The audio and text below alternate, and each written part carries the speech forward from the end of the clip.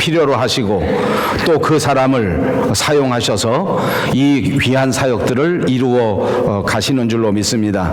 하나님의 사람은 이토록 하나님 앞에 부름을 받아 하나님과 깊은 교제 가운데에서 만들어지는 것입니다.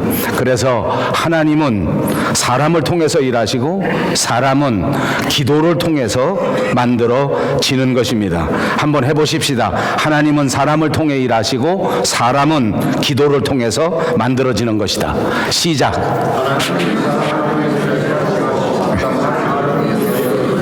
아버지.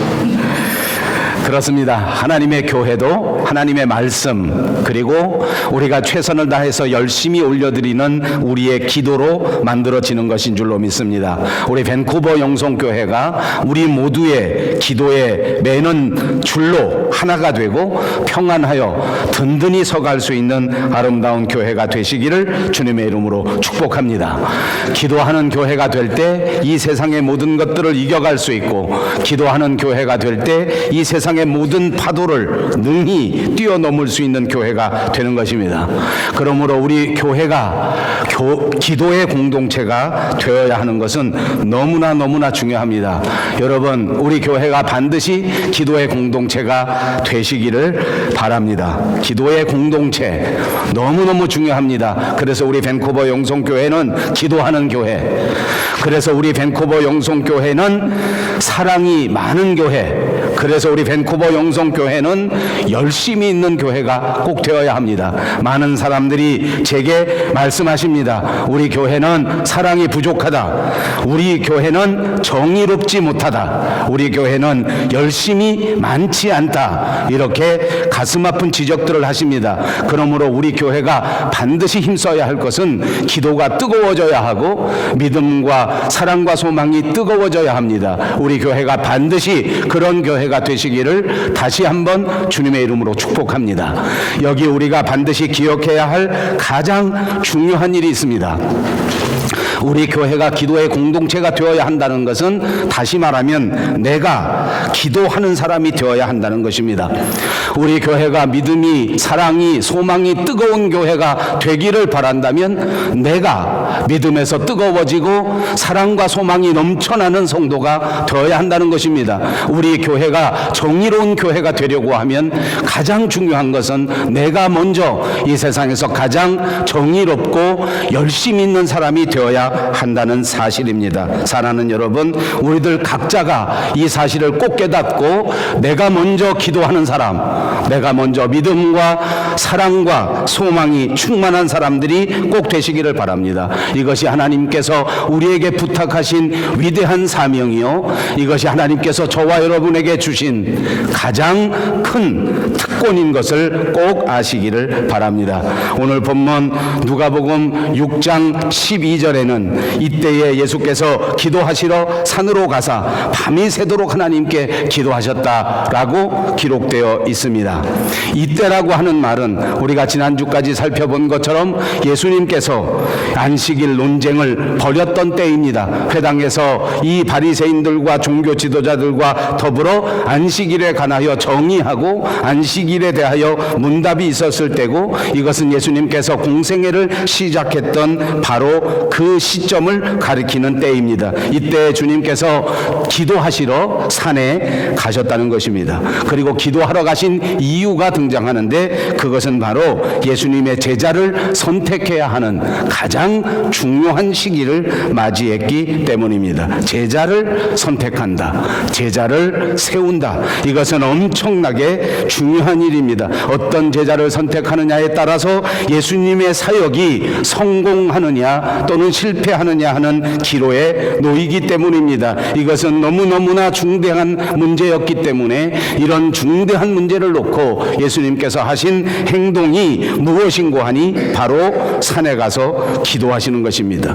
그리고 보니 예수님의 인생은 산과 깊은 관계를 가지고 있는 것 같습니다. 제자들을 세우기 위해서 가장 먼저 산에 가셔서 땀이 피가 되도록 기도하셨고 산에 가셔서 신령한 육체로 변형되신 적도 성경에 기록되어 있지 않습니까? 그리고 또 십자가를 앞두셨을 때에도 똑같이 산에 올라가 열심히 기도하셨습니다. 이렇게 인생의 중요한 일을 만날 때마다 산으로 올라가셨고 그 중요한 일을 앞에 놓고 그는 열심으로 기도하셨던 것입니다.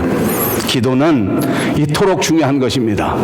기도는 성경에서 우리에게 분명히 가르쳐 주기를 우리가 살아가는 삶에 숨을 쉬는 것과 같다고 하였습니다. 그래서 우리는 기도를 우리의 호흡과도 같다고 말합니다. 호흡이 멈추면 사람이 살 수 없는 것처럼 기도가 멈춰지면 우리의 영적인 생명은 그 생명을 다하게 된다는 말과 똑같습니다.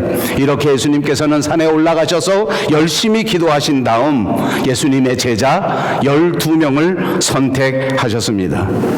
오늘 우리들에게도 중요한 선택의 순간이 다가왔다면, 만약 우리의 인생 가운데 중대한 일을 앞두고 있다고 하면 우리도 기도의 산으로 올라가셔야 하고 우리도 예수님처럼 열심히 기도해야 됩니다. 이 선택의 순간에 하나님 앞에 최선을 다하여 기도할 때에 분명히 성령님께서 우리의 마음에 인도하심을 주실 것이요 우리의 마음에 감동하여 주실 것입니다. 그러므로 성령의 인도하심을 따르고 말씀의 감동하심을 따르는 것이야말로 우리 성도들이 가야 할 바른 길이다, 그 말입니다. 예수님께서는 공생애를 시작하시기 전에도 산에 올라가셔서 40일 동안이나 기도하셨습니다. 하나님의 아들이신 예수님께서도 이렇게 중대한 일을 앞에 놓고 기도로 준비하셨다고 하면 우리 성도들은 더더욱 기도로 준비해야 하고 기도가 충만해야 할 것을 가르쳐 주시는 것입니다. 사랑하는 여러분, 우리는 모두가 주님이 불러주신 주님의 사람들이요, 우리는 모두가 주님을 따라가는 주님의 제자들이요, 우리는 모두 주께서 맡겨주신 사명을 감당하는 거룩한 사도인 줄로 믿습니다. 그러므로 우리 모두는 한 사람도 빠짐없이 모두가 하나님 앞에 기도로 충만한 사람이 되어야 될 줄로 믿습니다. 이 기도야말로 하나님과의 대화이기 때문에 그렇습니다. 이 기도를 통하여 우리는 하나님과 소통하는 길을 얻게 되는 것입니다. 하나님은 언제나 우리와 대화하시기를 원하십니다. 하나님은 언제나 우리들과 소통하기를 원하시는 것입니다. 주님의 제자가 되었다고 하는 것은 날마다 주님과 소통하며 주님과 대화하며 주님과 함께하는 자들인 줄로 믿습니다. 마가복음 3장 14절에 보면 이에 12를 세우셨으니 이는 자기와 함께 있게 하시고 또 보내사 전도도 하여 귀신을 내쫓는 권능도 가지게 하려 하심이니라 하는 말씀이 있습니다. 여기 보면 예수님께서 제자를 세우시고 제자를 선택하신 가장 중요한 이유들을 명명백백하게 우리에게 가르쳐 주고 있습니다. 제자를 세우신 세 가지 이유를 말씀하신 것입니다. 첫째는 자기와 함께 있고 싶으셔서입니다. 함께 있으려고 제자를 선택하셨다고 말씀해 주신 것입니다. 그렇게 예수님은 제자를 선택하셨고 그렇게 예수님은 3년 동안 그 제자들과 늘 함께 하시면서 제자들과 더불어 그들을 훈련시켜 주셨습니다. 제자는 좋은 스승을 만나야 되는 것이 너무나 당연하지 않습니까? 좋은 스승의 인도함을 받아 좋은 스승에게 배워야 하는 것은 너무너무 중요합니다. 우리는 종종 여행을 합니다. 여행을 할 때 중요한 것은 좋은 가이드를 만나는 것입니다. 좋은 가이드를 만나 유익한 정보를 얻고 그 귀한 시간을 헛되이 버리지 않으면서 아주 추억에 남을 수 있는 보람된 여행을 할 수 있는 것은 우리가 너무나 잘 알고 있는 사실입니다. 안타깝게도 가이드 중에는 좋은 가이드만 있는 것이 아닙니다. 어떤 가이드는 상대방 손님들의 입장은 생각하지도 않고 자기 입장만 생각합니다. 그래서 자신에게 유리한 것만 챙기는 가이드들이 있습니다. 많은 사람들을 이끌고 어떻게 하든지 시간만 나면 그들을 데리고 쇼핑센터로 가고 그들을 데리고 매장으로 달려갑니다. 거기에서 물건을 사게 하고 거기서 자기의 이득을 챙기기 위함입니다. 이런 가이드들도 있는 것 같습니다. 이렇게 되면 우리의 여행이 보람되기는커녕 짜증나기 일쑤입니다. 이렇게 되면 우리가 여행을 통해서 무엇을 얻고 새롭게 하기보다는 여행이 오히려 오히려 더 큰 힘이 드는 결과를 맞이하게 되는 것을 보게 됩니다. 우리 인생에는 구석구석마다 이 모든 일들마다 이렇게 가이드들이 얼마나 중요한지 모릅니다. 이렇게 선생님들이 얼마나 중요한지 모릅니다. 아니, 어찌 보면 저와 여러분의 인생은 반드시 훌륭한 선생님, 훌륭한 가이드가 필요한 여행이라고도 말씀드릴 수 있습니다. 애굽에서부터 나와 하나님이 약속하신 땅, 젖과 꿀이 흐르는 가나안 땅까지 이스라엘 민족을 인도해내신 가이드는 다름 아닌 우리 하나님, 우리 인생의 최고의 가이드이셨던 바로 그분 하나님이셨습니다. 그 하나님께서는 이스라엘 백성들이 애굽 땅을 나올 때에 가장 먼저 요셉의 유고를 취하라고 명령하신 적이 있습니다. 요셉은 무엇입니까? 이스라엘 민족들 가운데 모든 사람들이 아는 것처럼 그는 꿈의 사람이었습니다. 그는 꿈을 안고 먼저 애굽 땅에 가서 믿음의 사람으로 충실하게 살았고, 하나님의 인도하심을 따라 그는 사람이 감당할 수 없는, 세상이 감당할 수 없는 엄청난 자리에까지 올라가게 되었고, 그 높은 자리에 올라가서도 결코 교만하거나 실패하지 않고 자기 민족을 위하여, 하나님의 나라를 위하여 우리에게 믿음의 모범을 보였던 사람이었습니다. 바로 하나님께서는 이 이스라엘 백성들을 애굽 땅에서부터 인도할 때 그 모든 사람들이 요셉처럼 꿈을 가진 사람이 되기를 바라셨고, 요셉처럼 믿음에서 성공하는 사람들이 되기를 바라셨기에 그는 이 애굽 땅을 떠날 때 그들의 마음속에 요셉을 간직하고 떠나기를 명령하셨던 것입니다. 그리고 이 하나님께서 이스라엘 백성들을 애굽 땅에서부터 가나안으로 인도하실 때 가장 중요한 특징 가운데 하나는 40일이면 갈 수 있는 길을 40년에 걸쳐서 인도하셨다는 사실입니다. 여러 가지 해석이 가능합니다. 다른 시각으로 볼 수 있는 해석도 분명히 할 수 있습니다. 그러나 오늘 저는 여러분과 그렇게 생각하려고 합니다. 하나님이 바라보시는 인생길에는 빠른 것보다 중요한 것이 있다. 우리 모두가 빨리빨리, 우리 모두가 잠시도 참지 못하는 그런 근성을 가지고 있다고 하면 하나님께서는 우리에게 빠른 것보다 더 중요한 가치가 있다는 것을 가르치셨고, 이스라엘 사람들은 지름길이라도 선택해서 빨리 약속의 땅 가나안으로 가고 싶어 했지만 하나님께서는 이스라엘 백성들을 이끌어 가실 때 그들이 가야만 해야, 그들이 훈련받아야만 할, 그들이 반드시 깨달아야만 할 그 바른 길로, 신앙의 길로 인도하셨던 것입니다. 이것이 필요했기에 빨리 가는 것을 포기하고 이스라엘 백성들이 안전하게 하나님의 땅에 도착할 때까지 하나님은 40년 동안 이스라엘 백성들을 이끌어 가셨습니다. 다 지나고 나서 살펴보니까 이스라엘 이 민족들이 만약 하나님의 인도하심을 따라가지 않았다면 그는 가는 곳마다 전쟁에 부딪힐 수밖에 없었고, 특별히 강력한 힘을 가졌던 블레셋 사람들과의 전쟁을 피할 수가 없었기 때문에 가나안에 가기도 전에 모두가 다 전쟁을 통하여 죽을 수밖에 없는 형편이었기에 하나님께서는 그토록 오래 걸리는 길이지만 바른 길로 인도하셨던 것입니다. 먹을 것이 없을 때마다, 입을 것이 없을 때마다 하나님은 신령한 방법을 통해서 그들을 인도하셨습니다. 구름 기둥으로, 불 기둥으로 이 민족들을 인도하셨습니다. 여러분, 이 하나님께서 오늘 저와 여러분을, 그리고 우리 밴쿠버 용성교회를 인도하시고 계시다는 사실을 믿습니까? 지금 우리에게 반드시 필요한 일이기에, 지금 우리가 가야 하는 길이 하나님께서 원하시는 길이기에, 때로는 우리 마음속에 조급증이 있을지라도, 때로는 우리 마음속에 답답한 것이 있다고 할지라도 하나님을 믿고 순종하는 마음으로 이 길을 따라갈 수 있는 저와 여러분, 그리고 우리 교회가 꼭 되시기를 주님의 이름으로 축복합니다.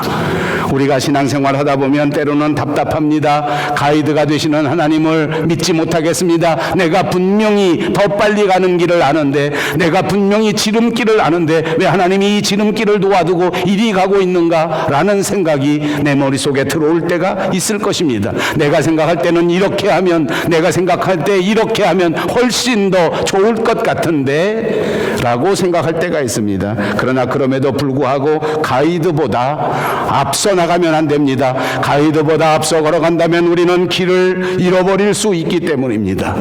하나님은 반드시 바른 길로 인도하십니다. 그러므로 사랑하는 여러분, 우리는 우리를 인도하시는 하나님을 믿으시고 여러분의 인생길에서 분명히 주님을 향한 특별한 믿음으로 주님을 뚜벅뚜벅 따라갈 수 있는 여러분들이 꼭 되시기 바랍니다.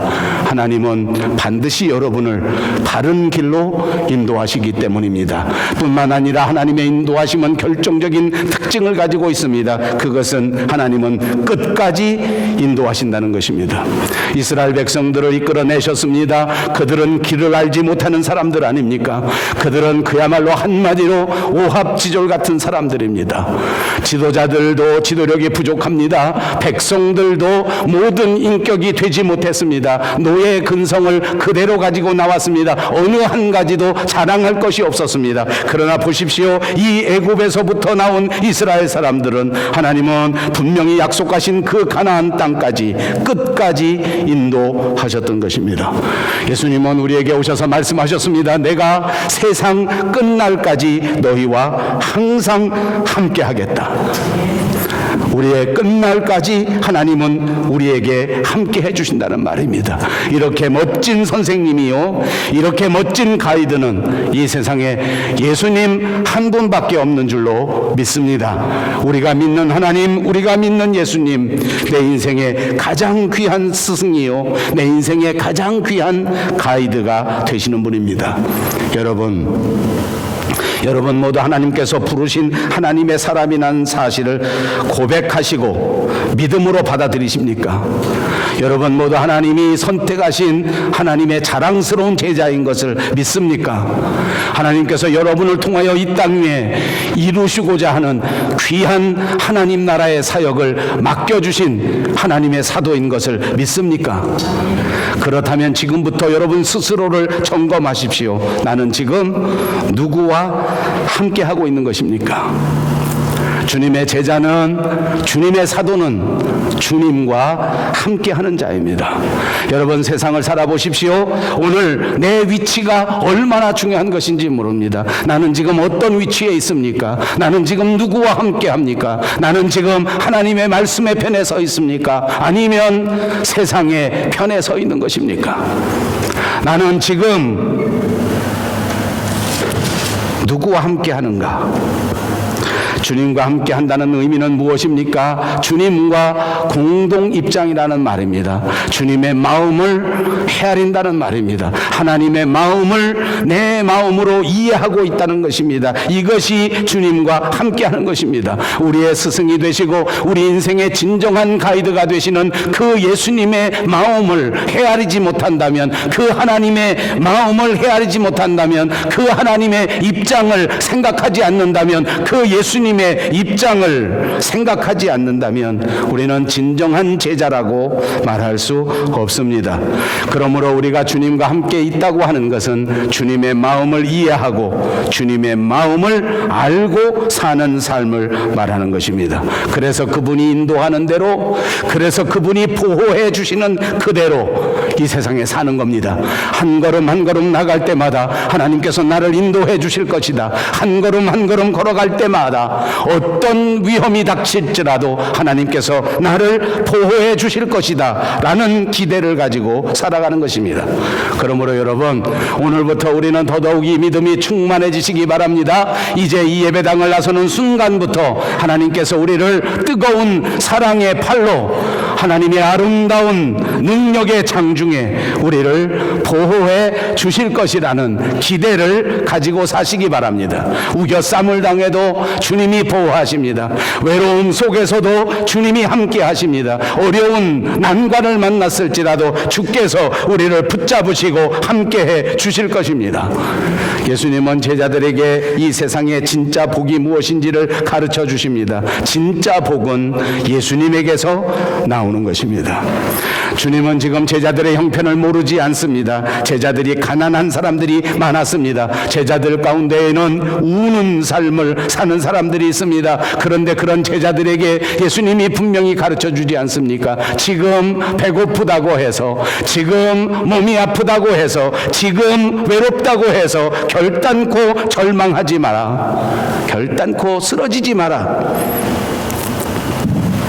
또 예수님 때문에, 믿음 생활 때문에 고난을 받는 일이 있다고 할지라도 결코 슬퍼하지 마라.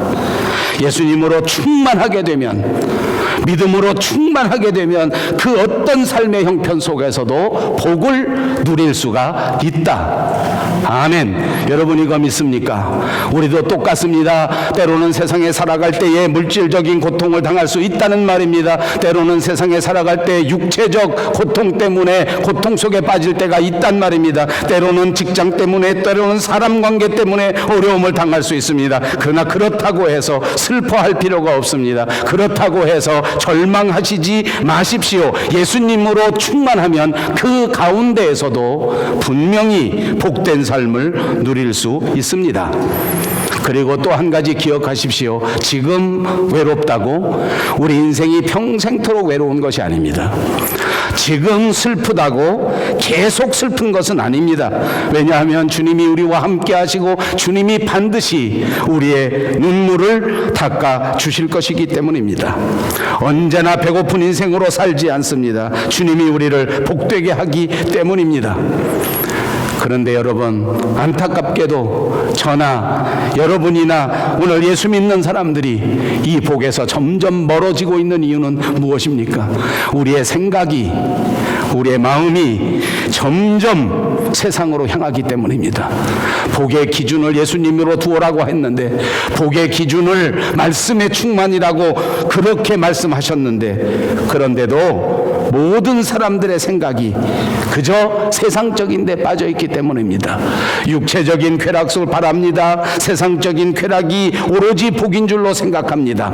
아니요, 예수님으로 충만한 것이 가장 큰 복입니다. 입으로 한번 해보십시다. 예수님으로 충만한 것이 가장 큰 복이다.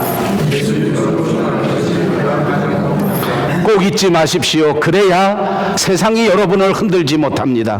그래야 시험이 와도 여러분들이 흔들리지 않는 것입니다. 세상의 자랑이 모든 자랑이 아닙니다. 세상의 명예가 모든 명예가 아닙니다. 세상의 칭찬이 전부가 아닙니다. 주님의 제자라고 하면 예수님의 칭찬을 받아야 한다는 말씀입니다. 세상의 칭찬을 기대하기보다 예수님의 칭찬을 받는 것을 기대하는 저와 여러분이 되시기를 바랍니다. 예수님 앞에 칭찬을 받으려면 우리가 어떻게 해야 합니까? 세상적인 생각을 내려놓아야 합니다.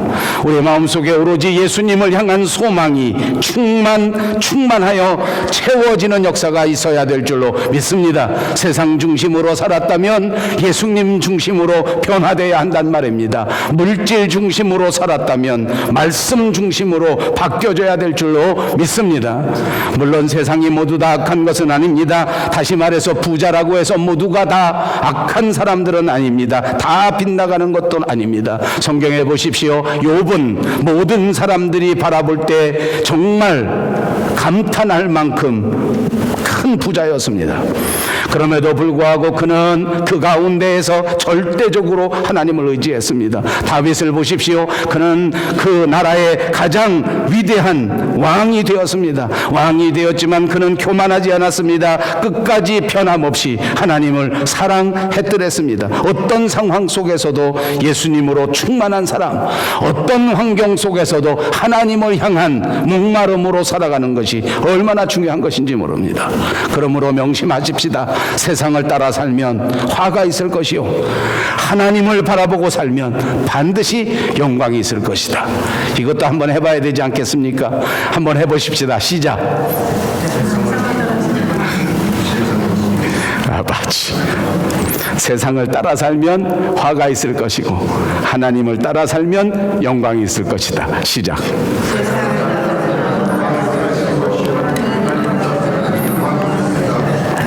본문 13절입니다. 다 같이 읽으십시다. 밝음에 그 제자들을 부르사 그 중에서 12를 택하여 사도라 칭하셨으니. 12 제자를 선택하셨습니다. 그들을 뭐라고 부르셨다고 말합니까? 사도라고 부르셨다고 말했습니다. 사도는 그 원어에 보니까 아포스톨로스라는 원어를 가졌습니다. 의미는 보내심을 받은 자라는 의미를 가지고 있습니다. 요즘 우리가 쓰는 말 가운데는 대사라는 말이 있는데 그것이 바로 사도라는 말과 같은 의미를 가진 것입니다. 마태복음 28장 18절에 보니까 예수께서 나와 말씀하여 이르시되 하늘과 땅의 모든 권세를 내게 주셨으니 그러므로 너희는 가서 모든 민족을 제자로 삼아 아버지와 아들과 성령의 이름으로 세례를 베풀고 내가 너희에게 분부한 모든 것을 가르쳐 지키게 하라. 볼지어다 내가 세상 끝날까지 너희와 항상 함께 있으리라 하시니라 그랬습니다. 주님의 제자로 부르심을 받았습니다. 주님의 사도가 된 베드로는 정말 모든 사람들이 부러워할 만한 열정적인 설교자가 되지 않았습니까? 안드레를 보십시오. 그는 조용히 하나님을 섬기는 제자, 그런 사도가 되었습니다. 야고보는 예수님의 제자가 되어 이제 선택을 받고 난 다음에 이 믿음으로 처음 자기 목숨을 바치는 순교자 사도가 되었습니다. 요한은 우리가 아는 것처럼 이 제자들 가운데서도 특별히 영적인 제자가 되고 사랑이 많은 제자가 되고 사도가 되었습니다. 빌립은 언제나 현실적인 성격을 가진 사람이었습니다. 바돌로메는 순수한 이스라엘 사람이었습니다. 마태는 우리가 아는 것처럼 세리였다가 변화된 인물이 되었습니다. 의심 많았던 도마는 후에 사도가 되어 인도에까지 가서 주의 복음을 전하다가 자기 목숨을 바치는 순교자 사도가 되었습니다. 작은 야고보는 페르시아에서 선교하다가 순교하게 됩니다. 시몬은 셀롯, 유다는 다데오라고도 불리는 제자였습니다. 가룟 유다는 12 제자 가운데 가장 똑똑한 사람이었는데, 그래서 그 모임의 재정을 맡을 수 있는 그런 사람이었는데, 그런 신뢰를 받았는데 그는 성공하지 못했습니다. 어쨌든 예수님은 진짜 다양한 사람들을 선택하셔서 그 모든 사람들이 사도가 될 수 있도록 만들어 주셨습니다. 가룟 유다를 제외한 여러 명은 정말 자기들이 될 수 없었던, 자기들이 상상조차도 할 수 없었던 엄청난 역사에 쓰임받는 사도가 되지 않았습니까? 귀하게 쓰임을 받았습니다. 그러므로 우리는 제자가 되는 것도 중요하지만 사도가 되는 것이 더 중요하다는 것을 배우게 됩니다. 그러므로 사도와 제자는 약간의 차이점이 있습니다. 제자는 따르는 자라고 해석한다면 사도는 보내심을 받은 자입니다. 그러므로 주님을 따른다고 해서 모두가 다 보내심을 받는 것은 아닙니다. 제자가 되는 것이 너무너무 중요하지만 제자에 머무르지 않고 보내심을 받아 주의 일을 감당할 수 있는 사도가 되는 것이 얼마나 중요한 것인가 하는 것을 생각해 보게 됩니다. 사랑하는 여러분 모두가 하나님 앞에 부르심을 받아 제자가 되었고, 여러분 모두가 하나님께서 맡겨주신 아름답고 귀한 사명이 있다는 사실을 잊지 마시기 바랍니다. 지금 여러분이 처해져 있는 환경 속에서, 여러분이 처해져 있는 자리에서 이 사명이 무엇인가를 분명하게 깨닫고 이 사명에 최선을 다하는 것이 얼마나 중요한 것인가를 계속해서 말씀드리고 있는 것입니다. 그러므로 저와 여러분 모두가 하나님께서 보내신 그 사명을 분명하게 깨닫고 그 사명을 잘 감당하는 저와 여러분 모두가 되시기를 주님의 이름으로 축복합니다. 그렇습니다. 예수님의 제자가 된다는 것, 그분을 본받아 그분에게 배우는 것입니다. 가장 먼저 예수님께서 우리에게 보여주신 그 기도로 충만한 제자가 되어야 한다는 것입니다. 제자가 되셨습니까? 언제나 주님과 함께 하십시오. 세상이 아무리 여러분을 흔들지라도 결코 세상의 편에 서지 마십시오. 아무리 달콤한 말로 여러분을 유혹한다고 할지라도 결코 세상 편에 서지 마시고 예수님 편에 서는 진정한 제자가 꼭 되시기를 바랍니다. 그리고 날마다 말씀 충만한 제자가 되어야 됩니다. 말씀으로 충만할 때에 하나님께서 우리에게 바라시는 그 위대한 사명을 깨달을 수 있기 때문입니다. 그분이 우리를 선택하신 것은 이 땅 위에 하나님의 나라를 확장하기 위하여 우리에게 이 일을 맡기시기 위함입니다. 오늘 여러분들을 하나님의 교회로 부르신 것은 이 교회 안에서 진정한 헌신자가 되어 하나님의 나라를 섬기고 하나님의 교회를 세우려고 하시는 하나님의 뜻이 있는 것입니다. 어떤 경우에도 교회를 세우고 어떤 경우에도 기둥 같은 사명을 감당할 수 있는 사명자들이 꼭 되시기를 주님의 이름으로 축복합니다. 우리 모두가, 우리 교회가 진정한 제자로, 진정한 사도로 살아갈 때 하나님이 기뻐하실 것이요 우리 모두에게 가장 복된 인생이 될 것이라고